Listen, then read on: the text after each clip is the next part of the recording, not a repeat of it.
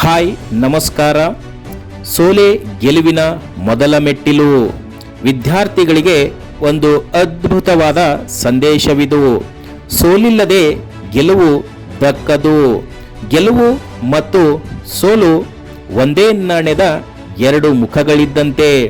ಪ್ರತಿ ಕೆಲಸದಲ್ಲೂ ನಮಗೆ ಗೆಲುವು ಸಿಗುತ್ತದೆಯೋ ಅಥವಾ ಸೋಲಾಗುತ್ತದೆಯೋ ಎಂದು ಹೇಳುವುದು ಬಹಳ ಕಷ್ಟವಿದೆ. ನಾವು ಸೋಲುವುದಕ್ಕೆ ಹೆದರಬಾರದು. ಹಾಗಂತ ಪ್ರಯತ್ನವನ್ನು ಯಾವತ್ತೂ ನಿಲ್ಲಿಸಬಾರದು.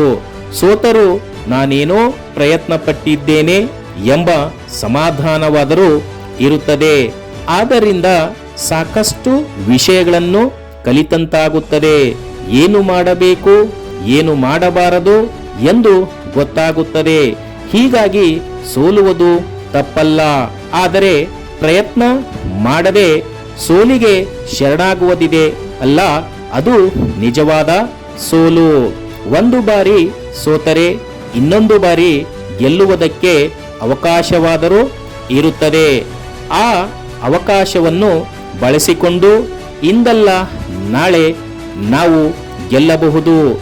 ಆದರೆ ಪ್ರಯತ್ನ ಮಾಡದೆ ಶರಣಾಗತವಾಗಿ ಬಿಟ್ಟರೆ ಅದಕ್ಕಿಂತ ಇನ್ನೊಂದು ದೊಡ್ಡ ಸೋಲಿಲ್ಲ. ಆದ್ದರಿಂದ ಯಾವತ್ತಿಗೂ ಮೊದಲೇ ಕೈ ಚೆಲ್ಲಬೇಡಿ. ಕನಿಷ್ಠ ಪ್ರಯತ್ನವನ್ನಾದರೂ ಮಾಡಿ ವಿದ್ಯಾರ್ಥಿಗಳೇ.